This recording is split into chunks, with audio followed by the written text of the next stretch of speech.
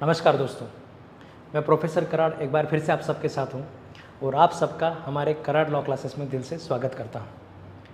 तो दोस्तों, एक और बहुत बढ़िया वैकेंसी बैंक ऑफ इंडिया की तरफ से आया है, उसके बारे में आज के सेशन में हम बात करने वाले हैं। बात क्या करेंगे? बात ये करेंगे कि भाई कितनी वैकेंसीज़ हैं, क्वालिफ़िकेशन क्राइटेरिया क्या है। ठीक है, 55%, कुछ लोग बोल रहे हैं 65% होना चाहिए, ऐसा कुछ भी नहीं है। फिर भी हमारे दिल में जो हमारा मिस इंटरप्रिटेशन है इस नोटिफिकेशन का, उसको हम क्लियर करेंगे। इसमें सिलेबस क्या होता है, समय कितना मिलता है और क्या ये पोस्ट को आप लोग क्रैक कर सकते हैं, क्या इसको क्रैक करना आसान है, इन बातों के ऊपर आज के सेशन में हम डिस्कस करेंगे। तो सबसे पहले नोटिफिकेशन की बात, ये अगर आपने अभी भी फॉर्म नहीं भरा है तो इसके ऊपर आप गौर कीजिए कि 10 अप्रैल तक ही ये फॉर्म ओपन रहेंगे, तब तक आपको ऑनलाइन फॉर्म सबमिशन जल्द से जल्द आपको कराना है। ये सबसे पहली बात। दूसरी बात, ये पोस्ट की तैयारी आपको करनी चाहिए कि नहीं करनी चाहिए। तो मैं जुडिशरी के क्लासेस में हमेशा बताता रहता हूँ और मैंने यूट्यूब पे भी बहुत बार इस तरीके के वीडियो बनाए, उसमें मैंने आपको बताया है कि भाई जो भी अपॉर्चुनिटी आपको मिल रहा है, ठीक है, ज़माना ऐसा है, बेरोज़गारी का ज़माना है, बेरोज़गारी का ज़माना है और कॉन्ट्रैक्चुअल पोस्ट का ज़माना है। ये कॉन्ट्रैक्चुअल पोस्ट के ज़माने में, बेरोज़गारी के ज़माने में अगर आपको जो भी अपॉर्चुनिटी मिल रहा है तो उसको आपको ग्रैब करना चाहिए। ठीक है, आज अगर आप देखोगे किसी की पेरेंट का बच्चा 10वीं पास हो गया है तो तब से बेचारा सोच में पड़ जाता है कि भाई क्या करूँ, इसको साइंस को पढ़ने को बोलूँ, इसको आर्ट को भेजूँ, ठीक है, इसको IITI करने को बोलूँ, तो ये तब से सोचने लग जाते हैं। ठीक है, और फिर वहाँ तब सोचता है कि भाई ये लॉ 5 साल का करेगा, बाद में लॉ के JMFC के पोस्ट आएंगे, बैंक ऑफ इंडिया का कुछ आएगा कि नहीं आएगा, ये तब तक सोच के फिर उस बच्चे का एडमिशन किया जाता है। और फिर 6 साल 5 साल तक पढ़ने के बाद में, ये 4 साल का प्रैक्टिस है, उसके बाद में 5 साल का लॉ किया है आपने, 4 साल का प्रैक्टिस किया है, 9-10 साल के बाद में ऐसा अपॉर्चुनिटी आपको मिलता है। ठीक है, मैं आपको एक सीरियसनेस समझा रहा हूँ, अपॉर्चुनिटी का सीरियसनेस समझा रहा हूँ। ऐसी अपॉर्चुनिटी को अगर आप लोग ऐसे ही जाने दे रहे हो तो फिर दिक्कत वाली बात है। जब BMC का जब नोटिफिकेशन आया था मुंबई म्यूनिसिपल कॉर्पोरेशन का, तो वहाँ पे भी मैंने आप लोगों को बोला था कि भाई 3 महीने में क्लास 1 बना दूंगा। और बस ऐसे ही बोला नहीं था, तब ये बोला था कि भाई इतने सारे बच्चे जो है पूरे के पूरे क्लास के बच्चे रिजल्ट में रहेंगे, और दिखा दिया। ठीक है, बोला था और करके दिखा दिया। ये तो आप सब लोगों को भी पता है। मैं व्हाट्सअप ग्रुप पे रोज़ एक क्लास 1 का फ़ोटो भेजता रहता हूँ कि इतने सारे जो है हमारे क्लासेस के क्लास 1 हो चुके हैं। ठीक है, टोटल कितनी वैकेंसीज थी, उसमें से कितने क्लास के बच्चों ने टॉप किया है, वहाँ पे सब पास किया है। ठीक है, तो ये मैंने आपको हाईलाइट करके लिस्ट के साथ बता दिया था कि इतने वैकेंसीज थे, इतने हमारे क्लासेस के सेलेक्ट हुए हैं। वो भी एक क्लास 1 पोस्ट था। ठीक है, यहाँ पर भी वैसा ही है। आप जुडिशरी का प्रिपरेशन कर रहे हैं, ठीक है, ये उससे कम सैलरी नहीं है, उससे ज़्यादा है क्या, तो ज़्यादा हो सकता है। JMFC से भी ज़्यादा सैलरी आपको यहाँ पे मिल सकता है। ठीक है, ऐसा पोस्ट है, कम तो सैलरी नहीं है, ये तो मतलब यहाँ पे हम बोल सकते हैं 93,000 रुपये सैलरी मिल सकता है या 1,05,000 तक सैलरी मिल सकता है। यहाँ पे 2 तरीके के पोस्ट हैं, बहुत सारे अलाउंसेस भी होते हैं बैंक में। यहाँ पे आपको सैलरी के लिए कोई दिक्कत वगैरह नहीं होती है। ये पोस्ट कॉन्ट्रैक्चुअल है क्या? बिल्कुल नहीं है, ये परमानेंट पोस्टिंग है। ठीक है, परमानेंट पोस्टिंग कॉन्ट्रैक्चुअल के ज़माने में, कंत्राटी के ज़माने में, ठीक है, जहाँ पे MPSC के बच्चे प्रोटेस्ट कर रहे हैं कि भैया कंत्राटी वगैरह ख़त्म करो, परमानेंट का कुछ बोलो। ठीक है, तो जहाँ पे ऐसे ज़माने में आपको ये परमानेंट पोस्टिंग का वैकेंसी आपको मिल रहा है, तो आपको इसको बिल्कुल कंसिडर करना चाहिए। BMC में जो मैंने बोला था कि इतने समय में आपको सिलेक्शन मिल जाएगा। ठीक है, क्योंकि क्या होता है कि जब स्टेजेस बढ़ जाते हैं, JMFC प्रीलिम का एग्जामिनेशन भी नहीं हुआ था, तब मैंने बोला था कि एग्ज़ाम भी होगा, सिलेक्शन भी होगा और बच्चे पोस्ट नौकरी पे भी जाएंगे। और आज वो लोग वहाँ पे काम कर रहे हैं। कितने जो फोटोज़ में बच्चों के भेजना व्हाट्सअप ग्रुप पे, इनमें से आधे लोग जो है उन्होंने जो है ज्वाइनिंग कर लिया है, वो अभी वहाँ पे मुंबई म्यूनिसिपल कॉर्पोरेशन में क्लास 1 पोस्ट पे ऊपर काम कर रहे हैं। ठीक है, जिन लोगों का डॉक्यूमेंट वेरिफिकेशन जल्दी नहीं हो पाया, बीच में आचार संहिता लग गई, तो आचार संहिता की वजह से, कोड ऑफ कंडक्ट की वजह से अभी उन लोगों का जो है ज्वाइनिंग थोड़ा सा पेंडिंग हो गया है, मगर फिर भी सिलेक्शन तो हो गया है। बेचारे अभी उस टाइम को भी JMFC के मेंस के लिए यूटिलाइज़ कर रहे हैं। ठीक है, तो कहने की बात यह है कि बहुत बढ़िया अपॉर्चुनिटी है, अच्छा सैलरी है, परमानेंट पोस्टिंग है। ठीक ठीक है। तो फिर आपको इसको अपने हाथ से जाने नहीं देना चाहिए, ठीक है। बहुत सारे बच्चे ऐसे होते हैं, मैं हमेशा बोलता रहता हूँ कि बस तैयारी कर रहे हो, ज़िंदगी के एक इम्पोर्टेंट साल निकल जा रहे हैं, ठीक है। अभी आप युवा हो, ठीक है, बहुत कुछ कर सकते हो, जज्बा है, सब कुछ है, मगर एक ही पोस्ट के पीछे भाग रहे हो, ठीक है। हर बार इंटरव्यू में कुछ गलती हो गया, मेंस में कुछ गलती हो गया, और बस वही दौड़ रहे हो। इससे अलावा है ऐसी कुछ चीज़ों को आप ट्राई करो, ठीक है। ऑब्जेक्टिव टाइप का एग्जामिनेशन है भाई, जितना तूने पढ़ा है उतने मार्क्स तेरे को मिलेंगे, ठीक है। जितना तूने पढ़ा है, जितना तेरा मतलब डेडिकेशन है, उतने मार्क्स तुझे मिलेंगे। रिटर्न में वगैरह कैसे होता है मेंस का, जब हम देखते हैं तो बहुत बार ऐसे होता है कि जो हमने कष्ट किया है, जो प्रैक्टिस हमने किया है, पेपर चेक करने वाले की एरर की वजह से, या फिर उसकी जो समझ है, आपको जो पेपर चेक करने वाला है वो अलग मिल गया, इसको अलग मिल गया, इसका जो है एकदम खुले हाथ से मार्क दे रहा है, इसका नहीं दे रहा है, तो वहाँ पे कई बार बहुत सारी दिक्कतें हो जाती है, बैड लक आ जाता है, ठीक है। मगर यहाँ पे कोई चांस नहीं है, ठीक है भाई। तू जितना पढ़ाई किया है, जितना पढ़ेगा उतना तेरे को मार्क मिलेंगे। और ये बैंकिंग के एग्जामिनेशन के लिए जो है, ये सारे लॉज जब आप पढ़ोगे, अभी बीएमसी का तो ऐसा था कि वो लॉज जब आप पढ़ोगे, बीएमसी का कायदा पढ़ोगे, तो सिर्फ उसी एग्ज़ाम के लिए काम में आने वाला था।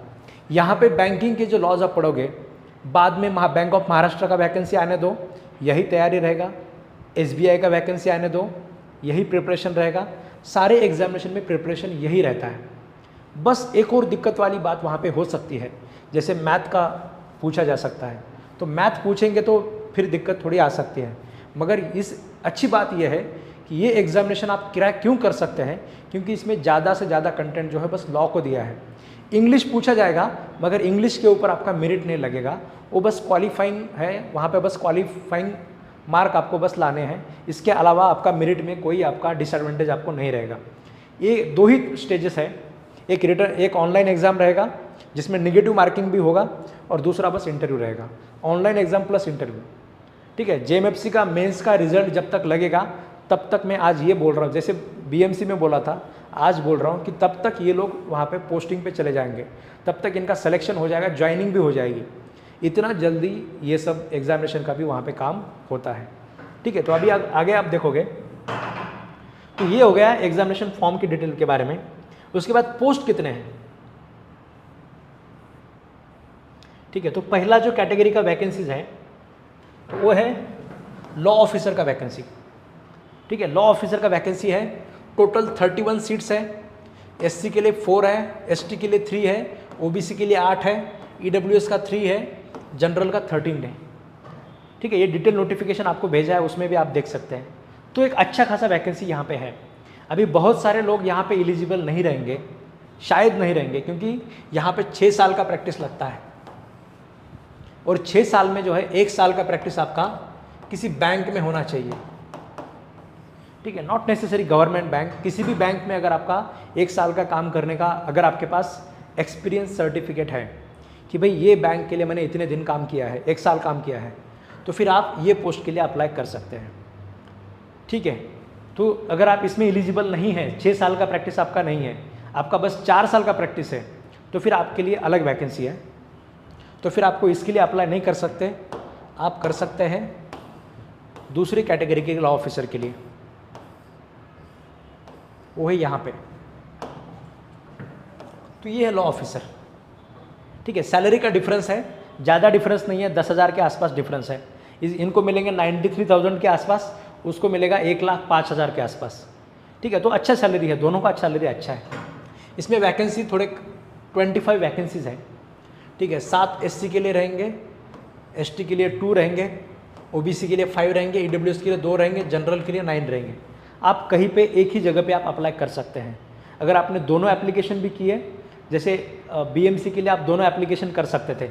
हमारे कितने सारे स्टूडेंट्स हैं, जैसे प्रतीक गर्डे सर है जो महाराष्ट्र में फर्स्ट आए थे, ठीक है, पूरे एग्ज़ाम में जिन्होंने सेकंड कैटेगरी के एग्ज़ाम में जिन्होंने टॉप किया था, तो बीएमसी फर्स्ट में भी क्लास 1 में भी वो क्लियर थे और क्लास 2 में भी वो क्लियर थे। तो वहाँ पे दोनों पोस्ट के लिए आपको फॉर्म भरने का आपके पास ऑप्शन था। यहाँ पे इन लोगों ने बता दिया है कि भाई आपको एक ही पोस्ट पे एप्लीकेशन करना है। सिलेबस तो दोनों का सेम ही है, बस एप्लीकेशन आपको एक ही पोस्ट पे के ऊपर करना है। अगर आप दूसरे के ऊपर करते हो तो जो सबसे रिसेंट वाला रहेगा वही माना जाएगा, उसी एग्जामिनेशन के लिए आप अप्लाई मतलब वहाँ पे अपीयर कर सकते हैं। पेमेंट स्केल जैसे मैंने आपको बता दिया 93,000 तक पहले पोस्ट में मिल सकता है और दूसरे पोस्ट में आपको 1,05,000 तक का सैलरी वहाँ पे आपको मिल सकता है। ठीक है, अच्छा खासा सैलरी है, जुडिशरी से सैलरी बिल्कुल भी कम इसको आप नहीं बोल सकते। ठीक है, और कुछ लोग एक बंदे ने तो मुझे फ़ोन करके बोला कि भाई सर बैंक का जॉब जो है बहुत हेक्टिक होता है, बहुत ज़्यादा काम करना पड़ता है, तो भाई तुमको जो है बैंक के ऊपर वहाँ पे बैठ के एंट्रीज नहीं करना है कि भाई इतने पैसे आ गए, ये पैसे गए, ये लॉ ऑफिसर का जॉब है। ठीक है, वो जो वहाँ पे बैठने वाला कैशियर वगैरह वो सब चीज़ें अलग हैं और ये लॉ ऑफिसर का अलग है। तो फिर ये ऐसे निगेटिव थॉट्स दिमाग में मत लाइए, ये जॉब मिलना अपने आप में बहुत बड़ी बात है। ठीक है, महीने का 1 लाख सैलरी का परमानेंट जॉब मिलना ही बहुत बड़ी बात है। तो ऐसे निगेटिव थॉट्स दिमाग में मत लाओ। ठीक है, उसके बाद अगर आप देखोगे,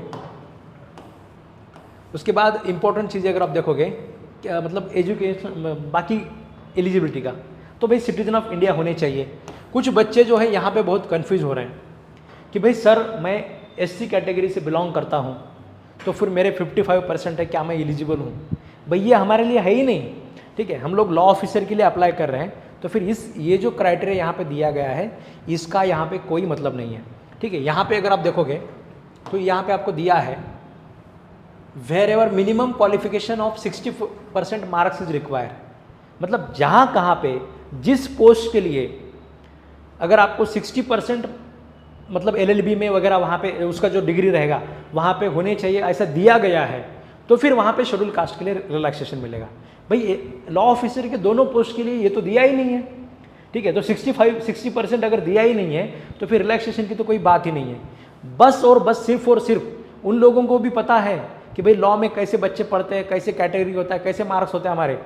ठीक है, पूरे इंडिया में यही हाल है। ठीक है, बस मतलब जम तम के हम सिर्फ पास हो जाते हैं, तो फिर सिर्फ पास भी हो गया है तो कोई दिक्कत नहीं है, बस 4 साल का प्रैक्टिस का एक्सपीरियंस होना चाहिए, उससे नीचे तो भाई हम नहीं लेंगे, इतना ही उन लोगों ने बोला गया है। ठीक है, तो फिर ये आपको सोचना ही नहीं है, इसकी दिक्कत ही नहीं है। जैसे फॉर एग्जांपल अगर आपको बता दिए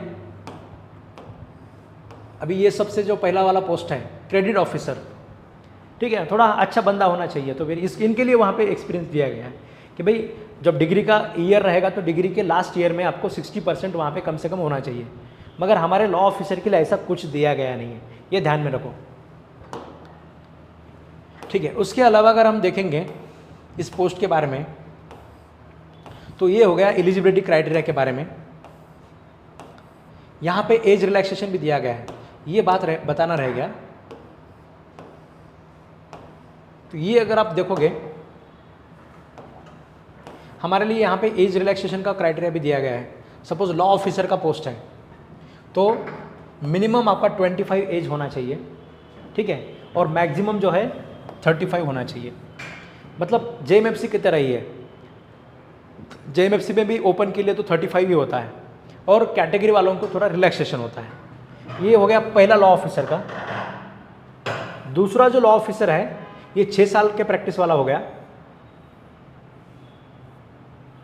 दूसरा जो लॉ ऑफिसर है यहाँ पे मिनिमम 25 है और मैक्सिमम 32 है, और यहाँ पे भी कैटेगरी वालों के लिए रिजर्वेशन दिया गया है, तो वो हम यहाँ पे देख सकते हैं।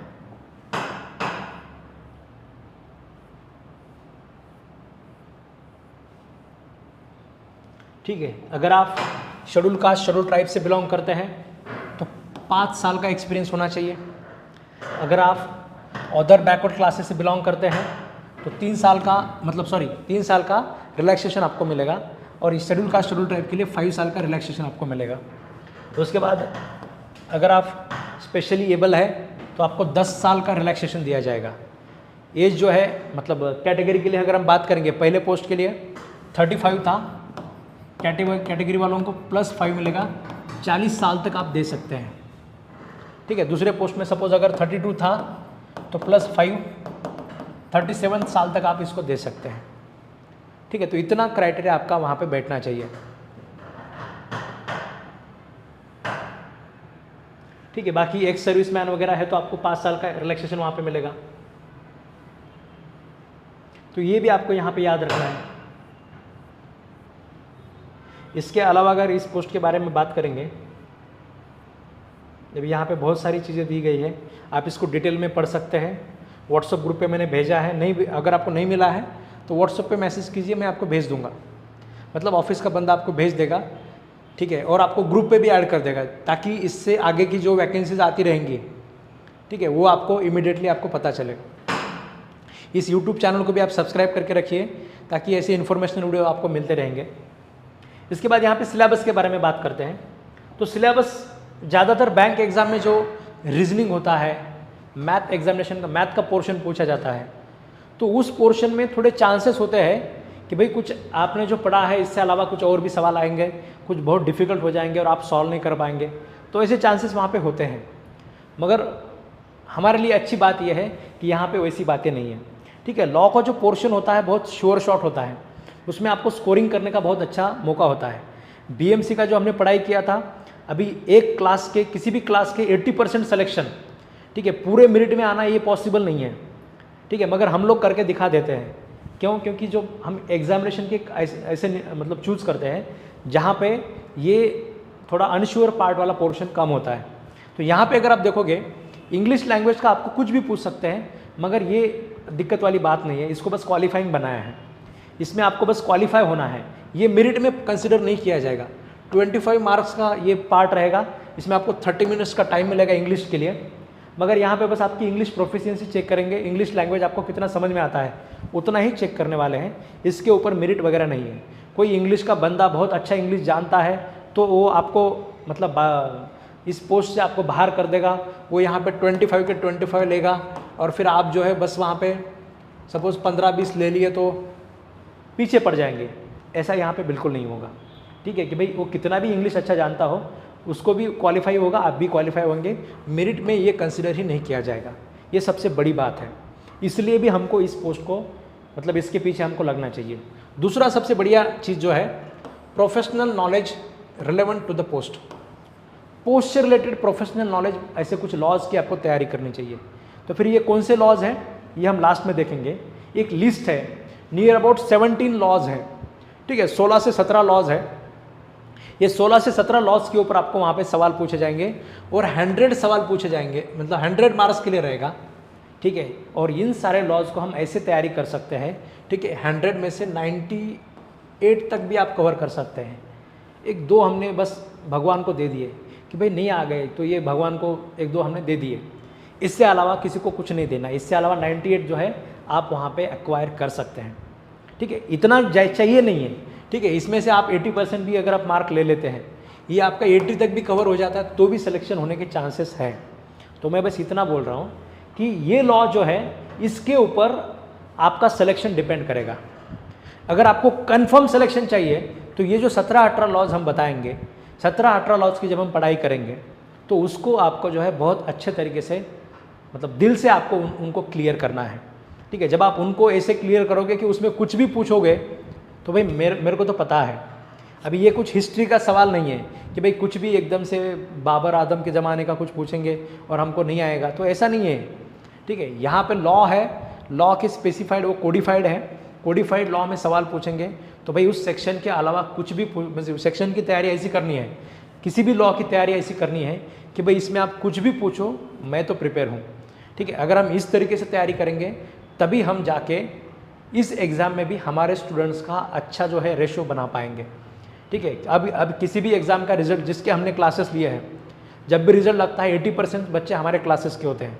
अब इसमें भी हम लोग अगर क्लासेस ले रहे हैं तो ये अगर हमको 80% अगर हमें सिलेक्शन चाहिए, ठीक है, इतना मिलेगा नहीं मिलेगा वो तो आगे वाली बात है। आप लोग कितना डेडिकेशन मतलब कितने लोग भी इसके लिए तैयारी करते हैं हमारे क्लासेस के साथ, वो आगे वाली बात है।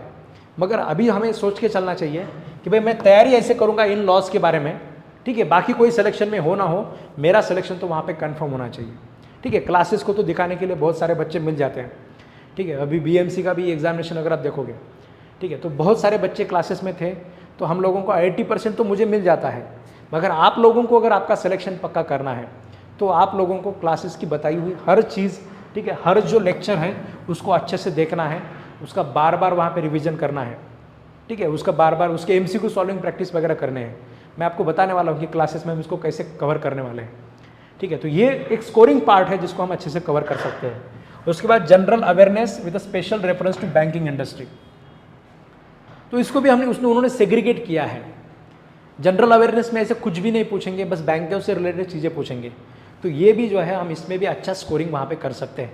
ठीक है, 25 मार्क्स के लिए वहाँ पे पूछा गया है, 20 भी मिल गए, ठीक है, 15 भी मिल गए तो बहुत है। इसको ऐसे टारगेट करना है कि इसमें 1 मार्क भी नहीं जाना चाहिए। ठीक है, 1 2 3 मार्क गए तो गए, मगर इसमें बाकी हमारे मार्क्स नहीं जाने चाहिए। मगर ये जो चीज़ है इसमें अगर आपके जो है 15, 16, 17, 18 भी मिल गए, ठीक है, तो भी बहुत बड़ी बात है, क्योंकि हमारा स्कोरिंग जो है ये 100 में हम करने वाले हैं। तो ये सिलेबस को देख के जब देखते हैं तो हमें लगता है कि भाई ये पोस्ट जो है क्रैक होने वाला है, इसको क्रैक करने जैसा है। इसीलिए हम जो है मैं आपको बता रहा हूँ कि इसकी तैयारी जो है आपको छोड़ना नहीं चाहिए। अगर आप एलिजिबल हो तो फिर इसके पीछे आपको बिल्कुल लगना चाहिए। ठीक है, अभी कौन से लॉज है ये हम देखेंगे। इसके पहले ये चीज़ें अभी आपको समझना चाहिए। इंग्लिश लैंग्वेज जो है और सारे सब्जेक्ट्स आपको बायलिंगुअल रहेंगे, मतलब जो सवाल आपको पूछेंगे वो हिंदी में भी आपको मिलेंगे और इंग्लिश में भी आपको मिलेंगे। बस इंग्लिश लैंग्वेज के सवाल बस इंग्लिश में रहेंगे, मगर इंग्लिश लैंग्वेज जो है बस क्वालिफाइंग नेचर का है। इसमें आपको कोई सोचने दिक्कत वाली बात नहीं है। ये आपका भले आपका इंग्लिश कमज़ोर है तो ये आपको पीछे बिल्कुल नहीं ले जाएगा, बस आपको क्वालिफाई होना है। उतना तो हर किसी को, उतना तो हर कोई करता ही है, वो तो दिक्कत वाली बात है ही नहीं, वो तो हो जाएगा आराम से। ठीक है, और यहाँ पे भी schedule caste, schedule tribe, OBC, PWD सबको जो है 5% का रिलैक्सेशन दिया गया है, मतलब क्वालिफाइंग मार्क्स में भी आपको रिलैक्सेशन है। तो अगर आप ये कैटेगरी से बिलोंग करते तो फिर तो आपको ये इंग्लिश का सोचने की ज़रूरत भी नहीं है। ठीक है, ये तो फिर आसान से हो जाएगा। ठीक है, कुछ बेसिक तैयारी हम लोग करेंगे, उसमें ये सब आराम से कवर हो जाएगा। उसके बाद अगर आप देखोगे पेनाल्टी भी रहेगा, ऑब्जेक्टिव टेस्ट रहेगा, 1/4 का पेनाल्टी है, मतलब आप 4 गलत सवाल करोगे तो 1 मार्क आपका वहाँ पे चला जाएगा। ठीक है, 4 गलत सवाल अगर आप अटेम्प्ट करोगे तो 1 मार्क आपका वहाँ पे चला जाएगा। उसके बाद ये जो आपका टेस्ट है ऑनलाइन एग्ज़ाम, ठीक है, ऑनलाइन एग्ज़ाम प्लस इंटरव्यू, ये स्ट्रैटेजी है। इन्होंने ये भी बोल के रखा है कि भाई अगर ज़्यादा बच्चे नहीं आते तो हम सिर्फ इंटरव्यू लेंगे। ऐसा तो होता नहीं है, क्योंकि अभी वो ज़माना तो चला गया कि भाई फॉर्म नहीं आते हैं। ठीक है, मैंने बोला आपको कि बेरोज़गारी का ज़माना है, कॉन्ट्रैक्चुअल पोस्ट का ज़माना है। उस ज़माने में ये अच्छा परमानेंट वैकेंसी आया है तो बहुत बड़ी बात है, तो इसको आपको बिल्कुल कंसिडर करना चाहिए। तो ये ऑनलाइन एग्ज़ाम रहेगा, उसके साथ में इंटरव्यू रहेगा, दोनों होता है। तो 80% जो है, मतलब 80% शेयर उन्होंने आपके ऑनलाइन एग्ज़ाम को दिया है और 20% आपके इंटरव्यू से दिया है। इन दोनों के बेसिस पे आपका मेरिट लगेगा, इंग्लिश लैंग्वेज को छोड़ के लगेगा। यहाँ पे मिनिमम क्वालिफाइंग मार्क्स भी दिया गया है। ठीक है, मतलब जनरल कैटेगरी और ईडब्ल्यूएस के लिए 40% है, इंग्लिश में बस 40% मार्क्स आपको मिलने चाहिए, और बाकी लोगों के लिए तो बस 30%, 35% है। काठावर पास, ठीक है, मतलब एकदम बाउंड्री पे पास, बाउंड्री पास जिसको बोलते हैं ना, तो वैसे भी हो जाएगा तो चल जाएगा। इंग्लिश में तो बहुत सारे आप लोगों से बहुत सारे बच्चे ऐसे होंगे जिनको 10वीं में 35 रहेंगे, तो फिर कोई बात नहीं है, फिर भी यहाँ पे चल जाएगा। ठीक है, जो बेसिक तैयारी है वो हम यहाँ पे कर लेंगे। उसके बाद अगर आप देखोगे कुछ लोग ऐसे होते हैं, उन लोगों को 35 के लिए भी बहुत दिक्कत होती है। ठीक है, वहाँ पे तो ऐसे ऐसे करके किसी ने दे दिए होंगे आपको, यहाँ पे अच्छे से खुद से कमाने पड़ेंगे 35% भी जो है। ठीक है, तो वो कैसे कमाना है वो मैं आपको बताऊँगा। तो ऑनलाइन एग्जामिनेशन का रेशो है, ऑनलाइन का 80% और इंटरव्यू का 20% रहेगा, ये भी मैंने आपको बता दिया। उसके बाद एग्जामिनेशन सेंटर्स अगर आप देखोगे, ठीक है, हमारे महाराष्ट्र के अगर आप देखोगे तो मुंबई, ठाणे, नवी मुंबई, ठीक है, ये पणजी तक आप लोग जा सकते हैं। उधर अगर आपका पास में है तो इतने जगह तक आप जा सकते हैं। तो बहुत लिमिटेड सेंटर्स है, क्योंकि इसमें भी इतना ज़्यादा कंपटीशन नहीं होता है। जब अगर आप सोचोगे आपके, मतलब कई बार हमें लगता है कि भाई ये थोड़ा ऑल इंडिया लेवल का कंपटीशन है तो बहुत सारे बच्चे वगैरह तैयारी करेंगे। ठीक है, तो ऐसा भी नहीं होता है। बैंकिंग एग्जामिनेशंस को जाने वाले बच्चे भी बहुत कम हैं, और उसमें से लॉ में कोई है जो बैंकिंग लॉ के एग्ज़ाम को तैयारी कर रहा है, ये भी बहुत सारे लोग कम हैं। अगर आपको ये बात समझना है तो आप आपके 10 दोस्तों से पूछिए जो जुडिशरी का प्रिपरेशन कर रहे हैं कि भाई क्या तूने कभी बैंक का एग्ज़ाम दिया है, लॉ ऑफिसर का वगैरह ऐसा कुछ दिया है। तो 10 में से आपको 9 बच्चे बोलेंगे कि मैंने कोई बैंक का एग्जामिनेशन नहीं दिया है। तो बहुत सारे बच्चे इधर आते ही नहीं हैं। ठीक है, क्यों नहीं आते हैं? क्योंकि ज़्यादातर ये एग्जामिनेशन को रीजनिंग होता है। ठीक है, थोड़ा क्वांटिटेटिव एप्टीट्यूड मैथ वगैरह होता है, तो ये थोड़ा हमारा दिमाग ज़्यादा खाता है, तो इसलिए हम लोग यहाँ जाते नहीं हैं। मगर ये एक बैंक ऑफ इंडिया का एग्जामिनेशन एक हमारे लिए बहुत बढ़िया अपॉर्चुनिटी है, जहाँ पे ये सब चीज़ें नहीं पढ़नी है, बस लॉ जो हम रेगुलरली पढ़ते हैं वही पढ़ना है, ठीक है, जिसमें हम अच्छा स्कोर कर सकते हैं और हमारा जो पोटेंशियल है वो वहाँ पे हम दिखा सकते हैं, ठीक है। तो हम सिलेक्शन भी के चांसेस भी यहाँ पे बढ़ जाते हैं, ठीक है। उसके बाद अगर आप देखोगे तो ये हो गया एग्जामिनेशन सेंटर के बारे में। 4 सेंटर बस उन्होंने दिए हैं, इसी से समझ में आता है कि कितना कंपटीशन है और हमेशा कितने जगह पे एग्जामिनेशन होते हैं। और आपको जो मैंने टेस्ट बताया वो भी आप करके देख सकते हैं। 10 बच्चों को पूछिए, उसमें से आपको 8-9 बच्चों बोलेंगे कि मैंने कभी कोई बैंक का एग्जामिनेशन नहीं दिया है। इतना अच्छा अपॉर्चुनिटी है, फिर भी लोग यहाँ पे जाने का मतलब लोगों का सोचना ही ऐसा है कि भाई ये ऑल इंडिया का लेवल का है तो हमको इधर जाएंगे नहीं, ठीक है। तो ऐसा नहीं सोचना है आपको। उसके बाद अगर आप देखोगे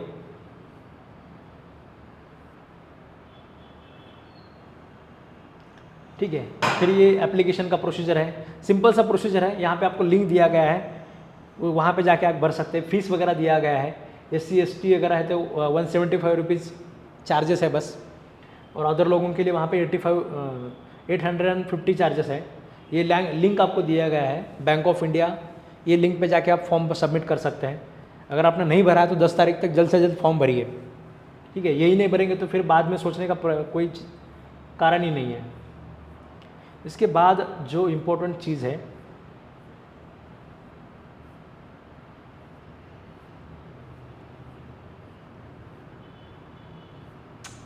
एक मिनट, हाँ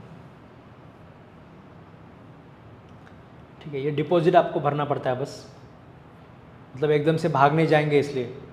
और 2 महीने का सैलरी डिपॉजिट है, ज़्यादा कुछ डिपॉजिट नहीं है।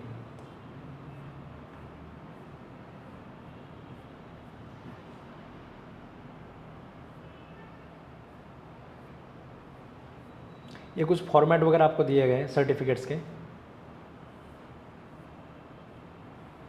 यस, ये एक्सपीरियंस का एक कॉलम है, तो ये आपका ज़रूरी है। जैसे मैंने आपको बताया था ना वो 60% का। अभी ये क्रेडिट ऑफिसर अगर आप देखेंगे, क्रेडिट ऑफिसर GBO, इसके लिए 60% मार्क जो है आपके डिग्री में होने चाहिए।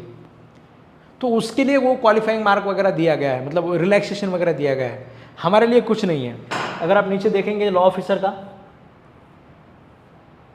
तो ये लॉ ऑफिसर का फर्स्ट वाला वैकेंसी है, जिसमें 31 वैकेंसीज दिए गए हैं। एज जो है आपका 25 से 35 में होना चाहिए।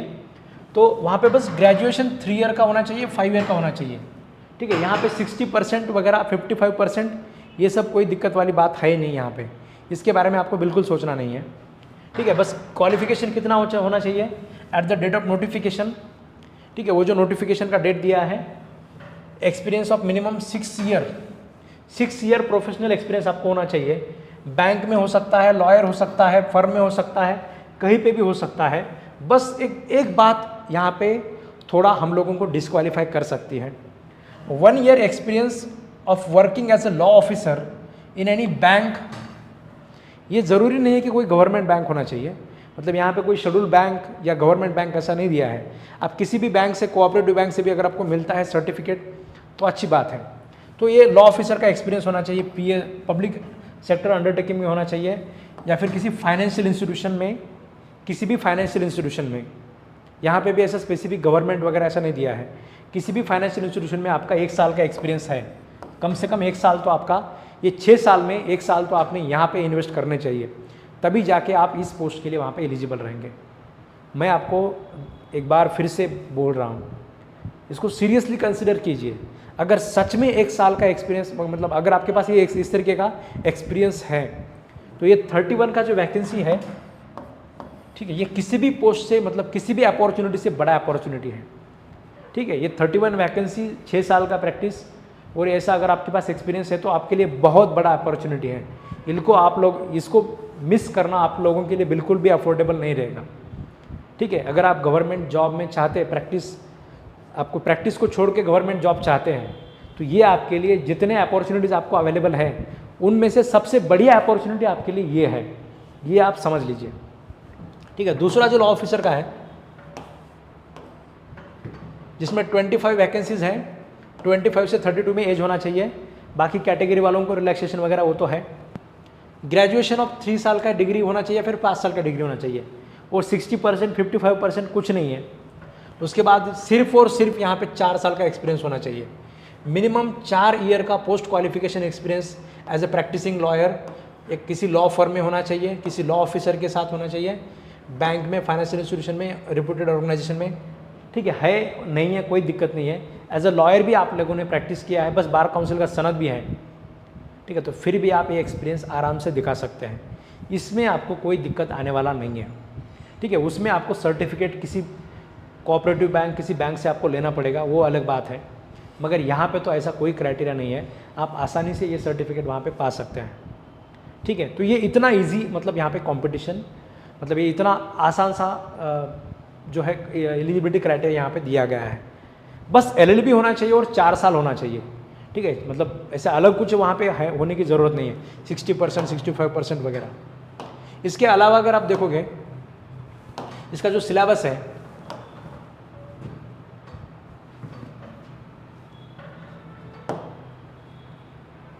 ठीक है, इसका सिलेबस अगर आप देखोगे तो ये सारे लॉज की लिस्ट यहाँ पे मैंने बनाई है। ठीक है, जैसे रिजर्व बैंक ऑफ इंडिया का एक्ट है, बैंकिंग रेगुलेशन एक्ट है, नेगोशिएबल इंस्ट्रूमेंट है, सरफेस आई है, बैंकर्स बुक एविडेंस एक्ट है, रिकवरी ऑफ डेब्ट ड्यू टू बैंक है, payment of settlement scheme act है, कंज्यूमर प्रोटेक्शन एक्ट है, फेमा है, राइट टू इन्फॉर्मेशन है, मनी लॉन्ड्रिंग है, कॉम्पिटिशन एक्ट है। ठीक है, कुछ मैगजीन्स वगैरह आपको पूछे जा सकते हैं, सेल ऑफ गुड्स है, लिमिटेशन एक्ट है, और ये डेब्ट रिकवरी ट्रिब्यूनल एक्ट है। ठीक है, इसमें सीपीसी के भी सवाल आपको पूछे जा सकते हैं, ट्रांसफर ऑफ प्रॉपर्टी हो सकता है, सेल ऑफ गुड्स हो सकता है, ऐसे कुछ जेएमएफसी के भी सब्जेक्ट आ सकते हैं। मगर बेसिकली जो है ये सब्जेक्ट के ऊपर आपका जो है मेजर जो क्वेश्चन पेपर आपका इसके ऊपर रहने वाला है। ठीक है, 100 मार्क्स रहेंगे। ये लॉज दिखने में आपको लंबा लिस्ट लगेगा, 16 लॉज का। ठीक है, लंबा लिस्ट लगेगा आपको, ठीक है, मगर ये 16 लॉज के ऊपर आपको 100 मार्क्स के सवाल पूछे जाने वाले हैं। ठीक है, और ये 100 मार्क्स जो है आपका सिलेक्शन यहाँ पे पक्का करने वाले हैं। ठीक है, हर लॉ को अगर आप अच्छे तरीके से पढ़ सकते हैं, इनमें बहुत टेक्निकलिटीज़ हैं। ठीक है, बहुत सारी दिक्कतें समझने में, थोड़ा से डिफ़िकल्ट लॉज हैं। ठीक है, जैसे हमारे रेगुलर सीपीसी पढ़ने में हमको बहुत आसान लगता है, सेल ऑफ गुड्स एक्ट हमको बहुत आसान लगता है, तो इतना सेल ऑफ गुड्स एक्ट जितना छोटा भी अगर सपोज मनी लॉन्ड्रिंग का लॉ है, सेल ऑफ गुड्स जितना ही है, मगर फिर भी जैसे सेल ऑफ गुड्स आसान लगता है, ये आसान नहीं लगता है, क्योंकि इसमें बहुत सारे टेक्निकल टर्म्स हैं। ये सारे टर्मिनोलॉजीज़ को अगर आप अच्छे से समझ लेते हैं तो आपको इसमें कितना भी स्कोर करने के लिए आपकी कोई मतलब बड़ी बात नहीं है। ठीक है, आप इसमें अच्छा स्कोर कर सकते हैं, और सिर्फ लॉ के ऊपर आपका ये मेजर जो एग्जामिनेशन है वहाँ पे रहने वाला है, इसलिए इसमें सिलेक्शन के चांसेस बहुत ज़्यादा है, ये मैं आपको समझा रहा हूँ। ठीक है, तो इसके लिए आपको जो है इस एग्जामिनेशन का तैयारी आपको बिल्कुल करना चाहिए। ठीक है, बिल्कुल आपको इसमें लग जाना चाहिए ताकि आपका ये सिलेक्शन वहाँ पे कंफर्म हो पाए। बाकी हमारे जो बैच है उस बैच में हम लोग क्या करने वाले हैं ये अगर आपको बता दें तो ये सारे के सारे जो लॉज हैं, ये सारे के सारे लॉज के ऊपर हम लोग जो है डिटेल लेक्चर लेने वाले हैं। रात को 9 बजे डेली 9 PM को आपका जो है एक लाइव सेशन रहेगा।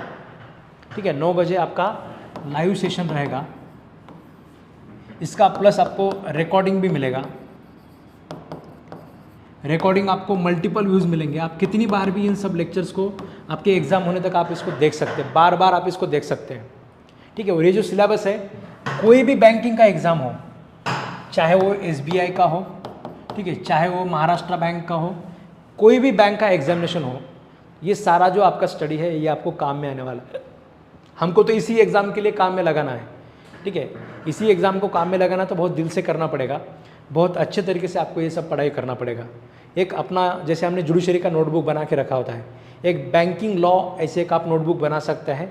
इन सब का जो है तैयारी आप वहाँ पे उसमें नोट कर सकते हैं, उसका रिवीजन आप कर सकते हैं। बाद में जब भी कोई बैंकिंग का एग्ज़ाम आता है तो उसके लिए आप तैयारी कर सकते हैं। ठीक है, जितना जुडिशरी का सैलरी है उतना ही सैलरी आपको यहाँ पर दिया जाता है, तो बढ़िया अपॉर्चुनिटी है, आप इसके लिए वहाँ पर आप तैयारी कर सकते हैं। तो ये हो गया यहाँ पर। ठीक है, तो लाइव लेक्चर रहेंगे, इसका रिकॉर्डिंग रहेगा, और हर लॉ के ऊपर हम जो है टेस्ट भी लेंगे, और कॉम्प्रिहेंसिव टेस्ट भी हम इसके ऊपर लेंगे। मतलब टेस्ट सीरीज़ भी इसमें इंक्लूड होता है। Live lecture, record lecture, test series, ये सारी चीज़ें इंक्लूड हमारे कोर्सेज में होती है। आपको जो भी ज्वाइन करना है, आप ये नंबर जो तुमको स्क्रीन पर दिख रहा है, इसके ऊपर कॉल करके आप अपना एडमिशन कंफर्म करवा सकते हैं। ठीक है, जल्द से जल्द आप इसका तैयारी शुरू कीजिए, ज़्यादा सोचिए मत। ठीक है, हम जो है 9 अप्रैल से इसका बैच शुरू होने वाला है। ठीक है, तब तक जो है आप अपना एडमिशन कंफर्म करवा लीजिए। कुछ लॉज के रिकॉर्डेड लेक्चर्स हमारे पास पहले से होते हैं, जैसे ही आप पेमेंट करोगे वो जो लेक्चर्स हमारे पास ऑलरेडी है उसके लेक्चर्स आपको एकदम से मिल जाएंगे। और बाकी के जो लॉज है इसको हम रोज़ रात को 9 बजे हम यहाँ पे डिस्कस करेंगे। जो लॉज है वहाँ पे उसका रिवीजन भी हम करेंगे, लाइव लेक्चर लेंगे, उसका परत फिर से रिकॉर्डिंग देंगे, फिर से इसका रिवीजन करेंगे, इसका टेस्ट लेंगे। मतलब जो हर चीज़ हम इसके ऊपर कर सकते हैं वो हम लोग करेंगे, ताकि इसमें भी जो है हमारे क्लासेस का बहुत बढ़िया रिजल्ट आ जाए। ठीक है, ज़्यादा से ज़्यादा आप लोगों का सिलेक्शन वहाँ पे हो जाए, इसलिए हम इस तरीके से इन सब चीज़ों को कवर करेंगे। ठीक है, आई होप कि ये जो बैंक ऑफ इंडिया का जो वैकेंसी है इसके बारे में हर चीज़ मैंने आप लोगों को क्लियर करके दिया है। इसके अलावा अगर आपके दिमाग में कुछ सवाल है तो व्हाट्सअप नंबर आपको दिया गया है स्क्रीन पर जो दिख रहा है, इसके ऊपर आप आपका सवाल टाइप करके भेज सकते हैं। ठीक है, ऑफिस का बंदा आपको रिप्लाई करेगा। अगर उससे नहीं होता है तो वो मुझे पूछेगा, मैं आपको वहाँ पे रिप्लाई करूँगा, ताकि आपकी आपकी जो भी शंका है उसका निरासन करने का जो प्रयास है वो हमारी तरीके से वहाँ पे किया जाएगा। ठीक है, यस, इसके अलावा भी कुछ है तो आप वहाँ पे पूछ सकते हैं। फिर से एक बार लास्ट में बता देता हूँ, अगर आपने अभी भी इस वीडियो को जो है इस यूट्यूब चैनल को सब्सक्राइब नहीं किया है तो इसको सब्सक्राइब करके रखिए, ताकि आने वाले जो एग्जामिनेशन है उसके इन्फॉर्मेशन आपको अप टू डेट मिलती रहे। और आप हमारे व्हाट्सएप ग्रुप में भी ज्वाइन करके रखिए, ताकि आपको इमीडिएट अपडेट वहाँ पे मिलता रहे। ठीक है, धन्यवाद दोस्तों।